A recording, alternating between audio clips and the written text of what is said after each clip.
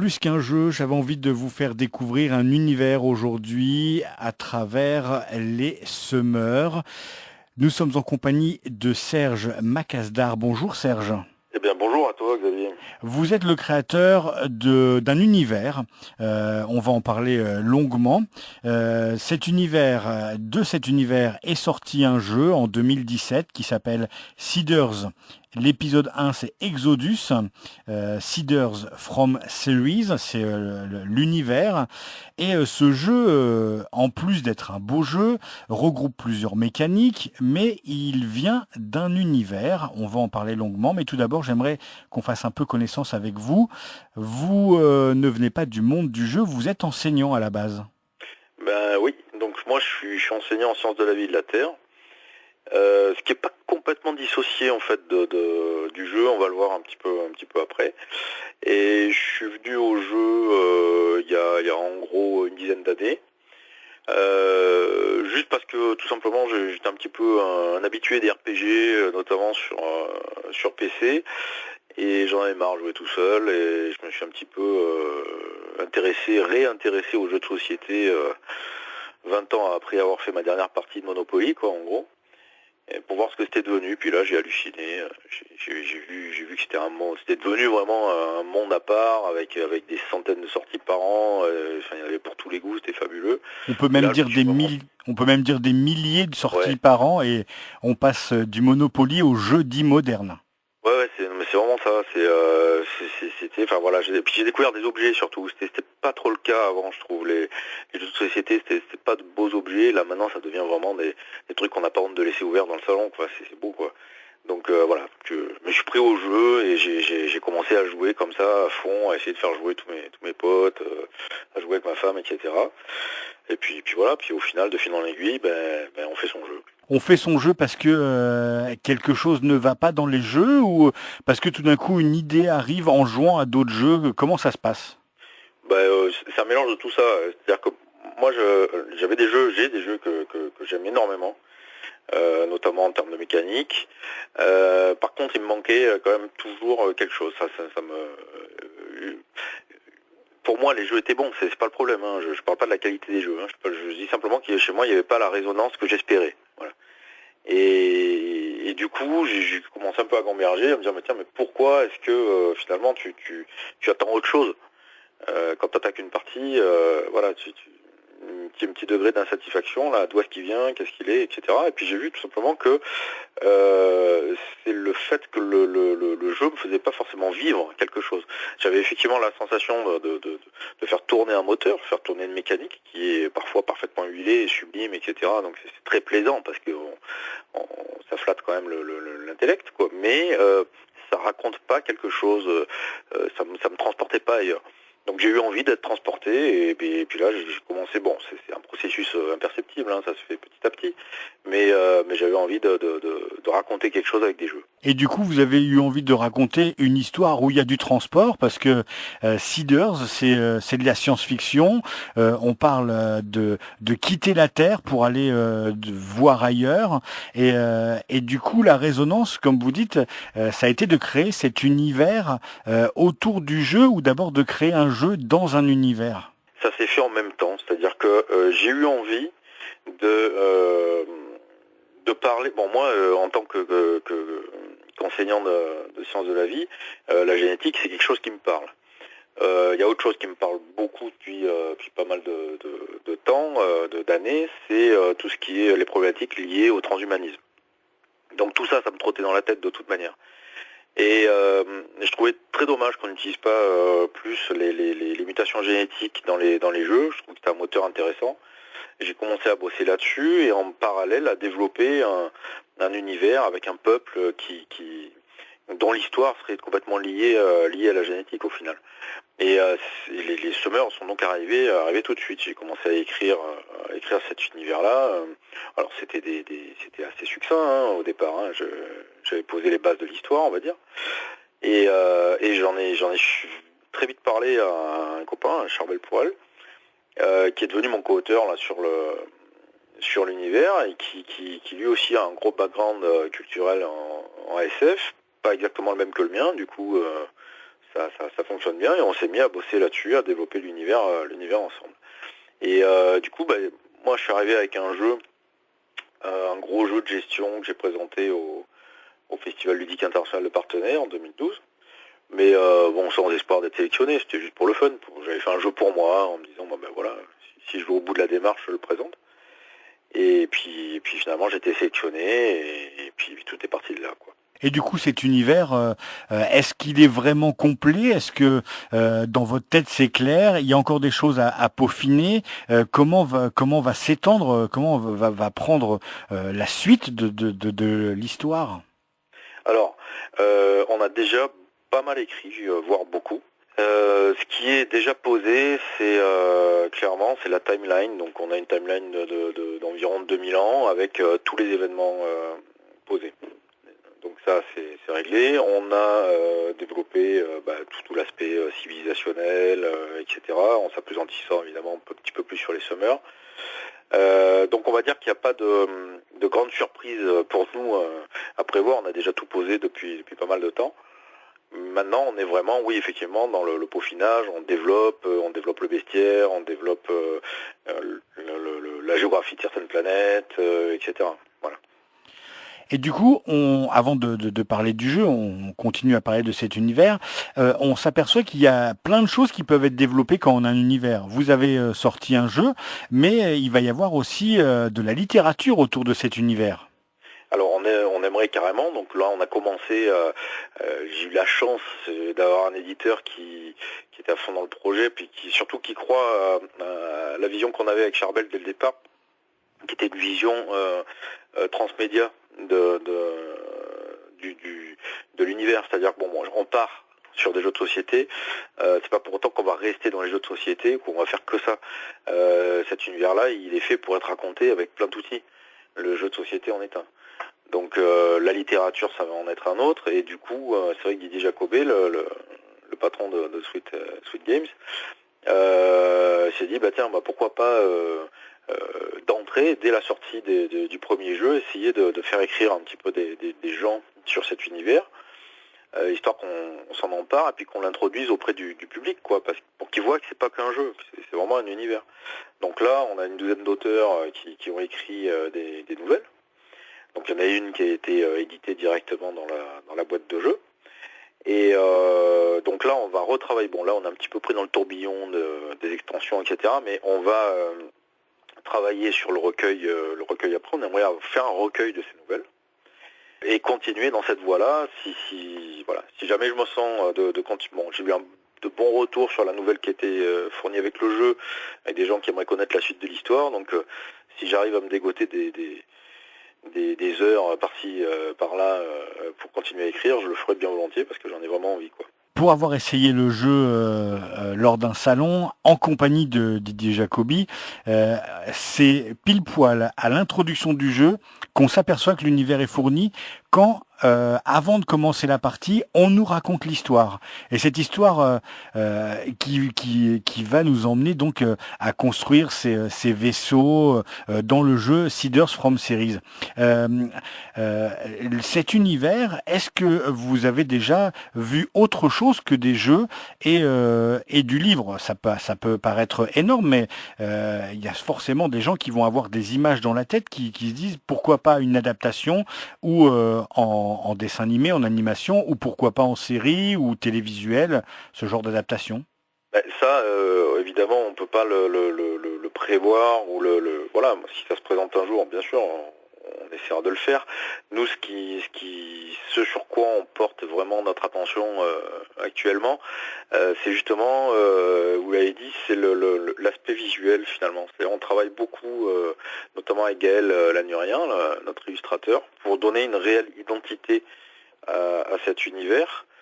Il y a François Baranger aussi qui a fait les couves et qui nous a trouvé une arche-fille fabuleuse. Donc vraiment, voilà, c'est commencer à imprimer une identité visuelle à cet univers pour qu'il puisse naître, pour qu'il puisse vraiment vivre après dans la tête des gens. Et je pense que la première étape, celle qui me plairait vraiment le plus, c'est le jeu de rôle. Parce que si on arrive à construire une communauté autour de cet univers et d'avoir des gens qui le font vivre, qui inventent des histoires dedans, qui s'en emparent, qui l'utilisent. Je pense qu'on peut arriver à faire des choses vraiment, vraiment intéressantes après, quoi. Mais déjà, voilà, je pense qu'il faut avoir une communauté, et puis je pense que le jeu de rôle, c'est vraiment une belle porte d'entrée aussi. Il y a déjà des prémices de ce jeu de rôle à travers le jeu. On voit les différentes castes, leurs pouvoirs, ce qu'ils sont capables de faire. On sent cette patte déjà dans le jeu de société.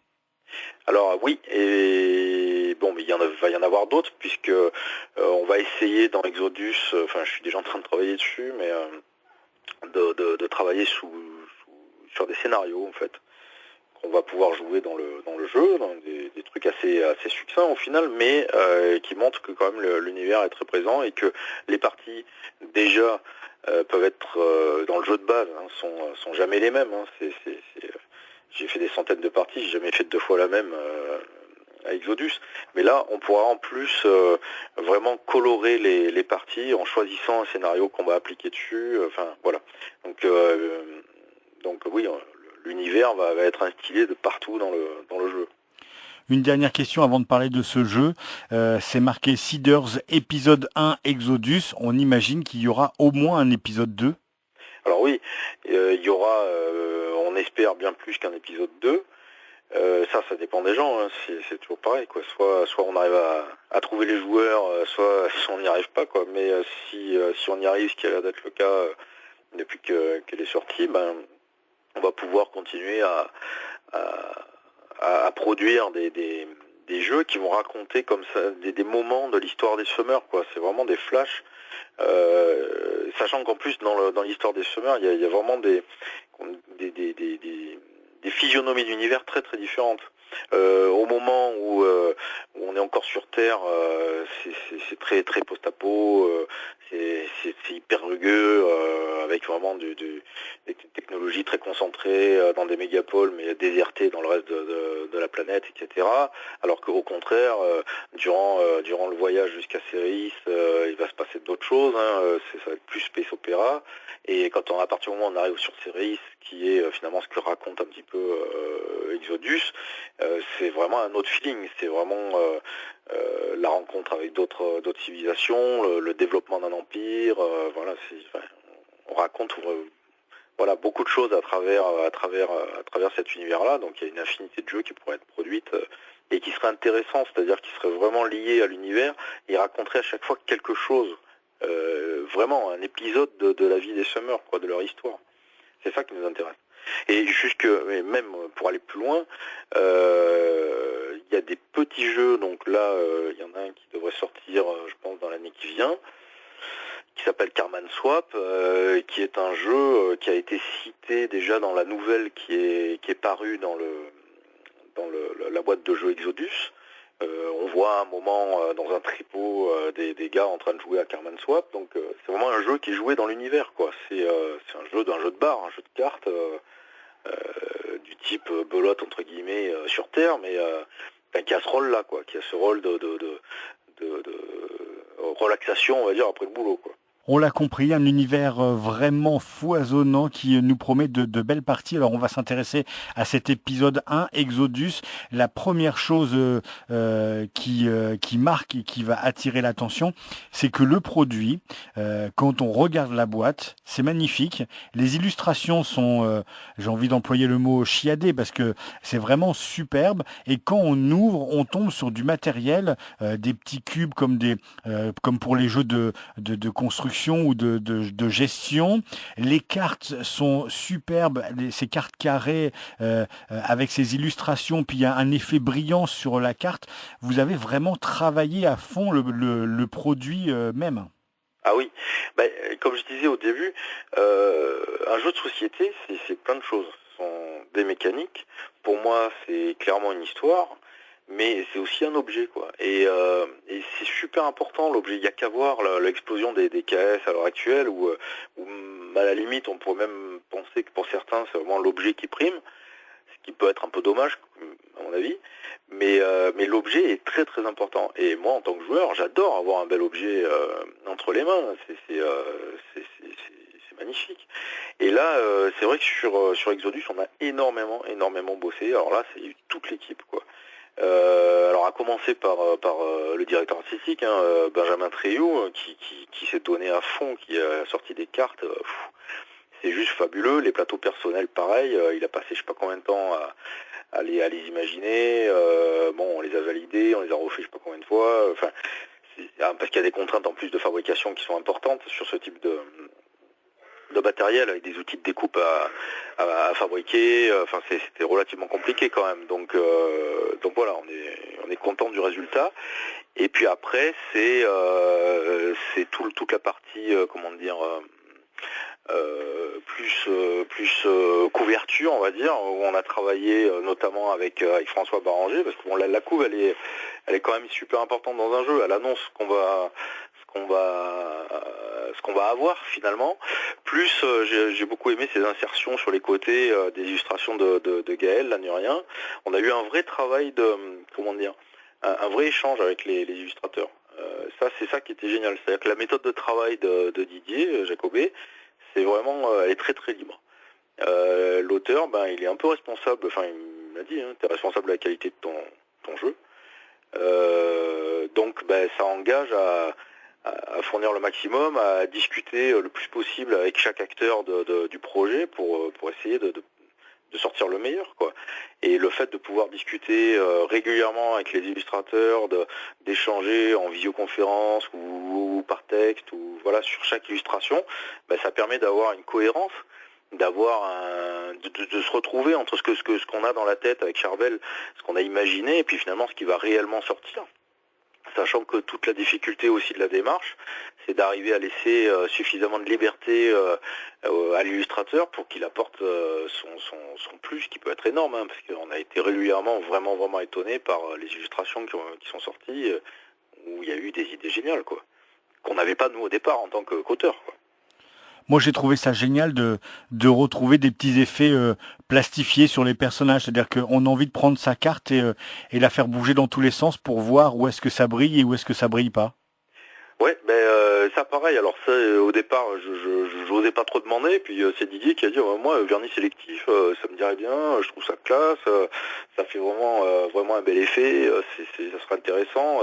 On a fait des belles illustrations, autant qu'elles ressortent. Allons-y, on fait le test, on regarde, pouf, c'est vrai que c'est super beau, quoi. Ça donne vraiment une identité, puis le fait qu'elle soit carrée, c'est vraiment je suis super content des cartes, elles sont vraiment réussies. Et on peut les protéger dans le livre des règles. Vous annoncez les dimensions et que ce qu'on appelle des sleeves, ça existe et on peut les protéger pour que le matériel dure encore plus longtemps. Oui, alors évidemment il y a des slivers compulsifs, j'en connais, c'est normal, mais c'est vrai que dans Exodus, les cartes on les a relativement peu en main, donc on les abîme quand même très peu. Donc on peut se permettre, à mon avis, de pas les sliver, on va pas les abîmer trop vite. L'autre chose, c'est le plateau de jeu. Il est sublime, plein de couleurs, il est fonctionnel. Et ce que vous avez rajouté en plus, c'est sur le site de Sweet Games, la possibilité de télécharger un fichier pour pouvoir imprimer la nappe qui va de salon en salon et qui est proposée aux joueurs. Ouais. Alors là, ça c'est une histoire assez rigolote parce que cette nappe, on l'a vraiment faite. C'est une idée de Benjamin Treilloux qui dit ça serait classe quand même d'avoir une unité, on va dire, sur le salon avec des nappes qui soient vraiment thématisées, etc. Ok, très bonne idée. Donc il nous sort les nappes, fabuleuse. On est vraiment super content et on commence à les sortir sur les salons et là les gens les veulent. On veut la nappe. Enfin, les nappes, on les vend pas, quoi. On les a fait pour les salons. Donc, on s'est retrouvés embêtés. On a commencé à dire oui, en se disant pour les quelques-uns qui nous demandent, on va débrouiller, on le fait, quoi. Puis il y en a eu trop, on s'en sortait plus. Donc, sachant que le coût en fait de fabrication de la nappe était aussi élevé, voire plus élevé, parce qu'on avait eu une promo à l'époque, plus élevé que le prix à laquelle on la vendait. Donc c'était tout sauf rentable, quoi. Donc là on s'est dit de deux choses l'une, soit on trouve un moyen pour faire fabriquer les nappes, les fournir aux gens sans qu'on prenne rien dessus, parce que si en plus on prend une marge en plus de l'imprimeur de la nappe, bon, on va pas s'en sortir. Soit on la met à disposition. Puis finalement, ça a été le plus pratique pour nous. On s'est dit bon voilà, il y a tellement de gens qui la veulent. Puis je pense qu'en tant que joueur, c'est un beau cadeau. Enfin, c'est sympa de pouvoir imprimer cette nappe et seulement au prix de la nappe, quoi. Donc voilà, je pense qu'il y a plein de gens qui l'ont fait, qui sont bien contents, et on a eu des remerciements, quoi. Donc ça, c'était bien cool. Je confirme, ça fait du plus bel effet. Quand vous sortez une boîte de jeu, au lieu de sortir le plateau, vous sortez la nappe. Je peux vous dire que ça fait du waouh autour de la table. Ouais, c'était vraiment c'est ce qu'on voulait, quoi. Mais bon, voilà, quoi. On pouvait pas la fournir dans la boîte. Voilà, c'était vraiment trop cher. Et puis après, il y a le jeu, parce que Exodus, c'est un jeu. Et là, vous nous gâtez parce que du coup, les parties, c'est plusieurs façons de jouer. Il va y avoir plusieurs tours. On va pas détailler les règles parce que sans le jeu, visuellement, ça risque d'être compliqué. Mais dans les grandes lignes, il y a plusieurs tours et chaque tour correspond à une façon de jouer. Il va y avoir un premier tour avec du draft et puis après, il va y avoir un tour où on pose des cartes, il va falloir poser ses ouvriers pour les récupérer et puis mettre des petits cubes pour faire comprendre aux joueurs que on veut absolument cette carte. Enfin, vous avez vraiment voulu faire en sorte que on s'ennuie pas dans cette partie de jeu parce que c'est pas tout le temps la même façon de jouer. Alors, j'ai beaucoup aimé d'ailleurs. C'est un jeu qui a fait débat et ça me fait plaisir parce que j'ai pas cherché à composer quand j'ai fait ce jeu. J'ai fait le jeu que je voulais faire. Sans me soucier finalement de la manière dont il serait forcément reçu. J'ai pas de volonté de plaire au plus grand nombre, c'était pas l'objectif. L'objectif c'était de faire un jeu qui ressemble à ce que je voulais et qui soit en adéquation avec ma façon de voir le jeu. Et Exodus c'est un jeu exigeant en fait. C'est un jeu de stratégie, on est bien d'accord, mais c'est avant tout un jeu d'adaptation. Et ça en déstabilise certains, c'est-à-dire que ils se disent bon tiens, on peut pas faire de stratégie à long terme sur X tours, etc., etc. Non, mais c'est pas le but du jeu du tout. C'est pas le jeu que j'ai voulu faire. Donc c'est un jeu qui reste assez agressif où il faut contrôler tout le temps les autres. Donc on a tout le temps l'œil sur ce que font les autres, sans arrêt. Et il faut. Parce que si on les laisse partir, si on se méfie pas ça reste un jeu de combinaison, donc les combos de cartes peuvent être violentes. Si on laisse faire un joueur, on va prendre des points dans la figure par dizaines, quoi. Donc c'est un jeu qui pardonne pas. Voilà, il faut à la fois construire son arche, essayer de gagner le plus de points de prestige possible, essayer de faire l'arche la plus performante possible, mais toujours contrôler les autres et taper là où ça fait mal. Sinon, ils partent. Donc c'est vraiment c'est le jeu que je voulais faire, c'était ça, et voilà. Et j'ai employé un certain nombre de mécaniques, pas parce que je voulais employer ces mécaniques-là forcément, c'est parce qu'elles correspondaient à ce que je voulais raconter. Donc effectivement, il y a 3 phases distinctes dans le jeu. On a un draft, on a de la pose d'ouvrier majorité et on a une phase de combo. Ce qu'on appelle l'intégration, c'est-à-dire l'intégration des cartes à votre arche. Ces 3 phases-là sont très apportent des saveurs extrêmement différentes au cours du tour et à mon avis entretient une tension permanente. Et c'est réellement une histoire qu'on raconte, c'est-à-dire que du draft jusqu'à la fabrication de la barge, on suit des personnages qui ont une mini-histoire en fait. Alors oui, c'est bien sûr. Ils ont tous un rôle dans l'univers. Toutes les cartes représentent des personnages ou des modules qui existent réellement et qui sont décrits un par un dans l'encyclopédie qu'on a réalisée avec Charvel de toute manière.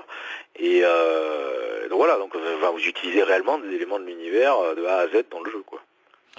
Et il y a un vrai super bon retour de ce jeu, c'est-à-dire que vous avez commencé à être récompensé, on le voit sur les réseaux sociaux, il y a plein de gens qui s'intéressent, qui posent des questions, et puis en plus vous êtes à l'écoute des joueurs, c'est-à-dire que dès qu'il y a un petit point de règle qui pose question, vous êtes là pour y répondre. Ouais, j'essaye parce que je pense que c'est agréable en tant que joueur d'avoir l'auteur qui prend la peine de répondre. Moi j'aurais été content qu'on le fasse. Et puis bon, je sais que je respecte, il y a des auteurs que je respecte particulièrement dans le milieu, comme comme Bruno Catala ou quoi. Je pense que ce sont des gens qui sont très accessibles et qu'il faut l'être toujours. On essaye de produire du plaisir chez les gens à travers le jeu, et je pense que ça perdure aussi dans la relation qu'on peut avoir tout simplement autour d'un point de règle, de questions sur l'univers ou autre. Donc ça me plaît bien, quoi, cette relation-là. Du coup, comme vous avez employé plusieurs mécaniques pour ce jeu-là, on imagine que pour les autres jeux, il va falloir changer un peu, que vous n'avez pas du tout envie de proposer le même genre de jeu? Pas du tout. Alors en fait, donc à plus d'un titre, parce que les jeux que j'ai déjà fait auparavant, donc notamment celui avec lequel j'ai débuté, ou Carman Swap, repose sur des mécaniques qui sont totalement différentes, strictement rien à voir avec ce que j'ai pu utiliser dans Exodus, donc voilà. Et en plus, nous, notre objectif, c'est aussi que d'autres auteurs s'emparent de cet univers et proposent des jeux à l'intérieur. Donc, sachant que ce sont des personnes qui sont pas moi, ils vont très certainement utiliser des mécaniques qui sont encore différentes. Nous, avec Charbel, on est juste là pour être les garants de la cohérence de l'univers et de la cohérence du jeu vis-à-vis de cet univers. Donc là, on est clairement intransigeant, ça c'est sûr. Mais bon, c'est un gage de qualité. On n'a pas construit tout ça pour faire n'importe quoi derrière. Le jeu est disponible encore dans toutes les bonnes boutiques, on peut le trouver sur Internet facilement? Oui, là, il est encore dispo. Je pense que les boîtes commencent à un petit peu s'épuiser, mais il est tout à fait trouvable en boutique SP, de partout à peu près, à mon avis, quoi. Est-ce que pour la suite, on a déjà des dates? Qu'est-ce qui va se passer? Est-ce qu'il va y avoir, je sais pas, on parle beaucoup, vous l'avez évoqué tout à l'heure, de campagne de Kickstarter ou de crowdfunding. Vous, maintenant que vous avez un éditeur, est-ce que ça va directement arriver dans les meilleurs magasins? Alors, les dates, bon, je m'amuserai pas à en donner parce que on a suffisamment souffert avec la date de sortie d'Exodus, parce qu'on a eu du retard, ça a été difficile. Donc oui, on fait tout pour que ça arrive vite, évidemment. Les KS, c'est pas trop ma tasse de thé, donc bon, on va à voir. Moi, j'aime bien la relation qu'on a dans l'équipe de Sweet Games, où chacun finalement est à sa place et apporte sa plus-value. C'est-à-dire que je suis pas éditeur, c'est pas mon métier. J'ai un éditeur, c'est chouette, et il fait vraiment son métier d'éditeur. Donc voilà, je pense que le Kickstarter, bon, ça peut avoir du bon, c'est clair. Parfois, il oblitère un peu peut-être la plus-value éditeur. Donc je suis pas trop enclin à ça. Vous l'avez compris, si vous aimez les belles mécaniques, si vous aimez les beaux jeux, car c'est réellement un beau jeu, vous serez bluffé par toutes ces illustrations, par le plateau de jeu, par les mécaniques, par le jeu en lui-même. C'est vraiment un tout. Non seulement c'est beau, mais en plus c'est agréable à jouer. Et puis, comme on le disait, il y a plusieurs mécaniques. Il faut être un peu féru, hein. C'est pas pour les joueurs débutants, hein. Non. Je n'ai pas fait un jeu pour le genre de débutant, clairement. Hein, j'ai jamais eu cette optique-là. Après, bon, certains vont rire en m'écoutant. Je pense à Christophe Stéphane ou à certains potes à qui j'ai osé dire que Exodus était mon jeu léger. Donc, mais bon, c'est vraiment ça, quoi. C'est au départ, j'ai un peu de mal à faire des jeux très légers. Là, c'est pour moi un jeu qui est déjà bien épuré, où les mécaniques sont ce qu'elles doivent être. Il n'y a pas de gras, quoi. Il y a ce qu'il faut, quoi. Mais oui, c'est pas un jeu pour débutants. Moi, j'avais pas l'habitude de ces gros jeux, enfin de ces gros jeux. Moi, j'aime bien en tant que joueur, j'aime bien tous les jeux en général, mais j'aime les jeux un peu plus familiaux pour pouvoir jouer avec mes enfants ou avec des jeunes adolescents. Et c'était la première fois que je m'attaquais à un vrai jeu avec des vraies mécaniques où là, si vous voulez gagner, comme vous le disiez tout à l'heure, hein, il faut avoir l'œil partout, faut surveiller. On n'a pas d'amis autour de la table pendant les parties d'Exodus, hein. Ça, c'est clair. Et pourtant, ça reste, une fois que vous avez compris le système, ça reste d'une fluidité. Alors après une ou deux parties, après, vous vous laissez plus avoir, quoi. Disons que la difficulté d'Exodus, elle réside pas du tout dans ces mécaniques. Ces mécaniques sont relativement simples à appréhender, c'est pas le problème. Là où il peut y avoir une petite difficulté, c'est dans le mélange des mécaniques, à la limite, et puis surtout dans la maîtrise des cartes. Il y a un deck de 160 cartes à maîtriser. pour arriver à en sortir le jus, quoi, et à les utiliser correctement, sachant que évidemment les cartes qui arrivent, la manière dont elles arrivent, l'ordre dans lequel elles arrivent, etc., sont totalement différentes à chaque partie. La manière dont les autres joueurs jouent est aussi différente, donc il va falloir tout le temps s'adapter à ces nouvelles configurations de jeu. Donc c'est sûrement un jeu où il est important de maîtriser les cartes et d'essayer de réfléchir un peu plus vite que les autres, quoi. Et puis toutes les cartes ne sortent pas à la première partie, hein. Non, on finit pas le deck sur une partie. Donc c'est ça qui fait que toutes les parties sont différentes. Vous aurez beau recommencer, à chaque fois ce sera différent. Et puis en plus, chaque joueur amène sa touche. C'est ça qui est fort, c'est que si vous jouez tout le temps avec les mêmes personnes, bah il y a des choses qui reviennent. Mais si vous l'essayez avec des personnes différentes, vous verrez que il y a différentes façons de percevoir le jeu. Ah oui, complètement. Moi, j'ai vraiment jamais fait 2 fois la même partie d'Exodus et je commence à en avoir fait un bon paquet. Donc, voilà, ça prouve que le jeu a une énorme rejouabilité qui va en plus augmenter avec les extensions qui vont sortir, qui sont pour moi des extensions, notamment l'une d'entre elles qui était une extension que j'avais prévue dès la création du jeu. C'était même pas une extension, ça faisait partie du jeu. Donc on va pouvoir jouer avec des petites capacités qui sont propres aux personnages représentés sur votre plateau personnel. Donc ça va apporter une asymétrie. Au départ, j'ai fait un jeu symétrique, parfaitement symétrique. C'est-à-dire que chaque joueur démarre exactement avec les mêmes possibilités que les autres joueurs. Et là, avec cette extension-là, on va pouvoir avoir une capacité spécifique à notre avatar et donc rendre le jeu asymétrique. Donc on pourra faire le choix de jouer de manière symétrique ou pas. Donc de belles parties en perspective, vous l'aurez compris. Ne passez pas à côté de ce jeu. Seeders from Series, c'est l'univers. Il va en découler des jeux, il va en découler de la littérature et peut-être autre chose. L'épisode 1 s'appelle Exodus. C'est chez Sweet Games ou Sweet November. C'est Sweet Games ? Alors, c'est Sweet November, c'est l'éditeur, et Sweet Games, c'est la ligne adulte de jeux de chez Sweet November. Le mieux pour tout savoir, c'est directement de vous rendre sur la page Facebook de Seeders from Series. Alors Seeders, S-2-E-D-E-R-S, from Series, S-E-R-E-I-S. C'est facile à trouver. Il y a une page Facebook qui lui est dédiée. Il y a une page aussi Facebook pour Sweet November. Et on peut aussi se rendre sur la page Trick Track. Il y a plein de choses qui traînent. Ouais, on met tout sur Trick Track. Et puis on invite à chaque fois les gens, je le répète, il y a une super page Facebook d'une communauté des ludistes francophones. Si jamais vous avez des questions, allez vous inscrire sur cette page. Il y a plus de 13 000 adhérents. Il y aura forcément quelqu'un pour répondre à vos questions. Et Serge Macasdar, qui était avec nous aujourd'hui, il participe grandement. Merci beaucoup Serge et à très bientôt pour la suite de cet univers. Eh bien, merci beaucoup, et oui, j'espère ne pas vous décevoir et maintenir la barre à ce niveau-là. Voilà.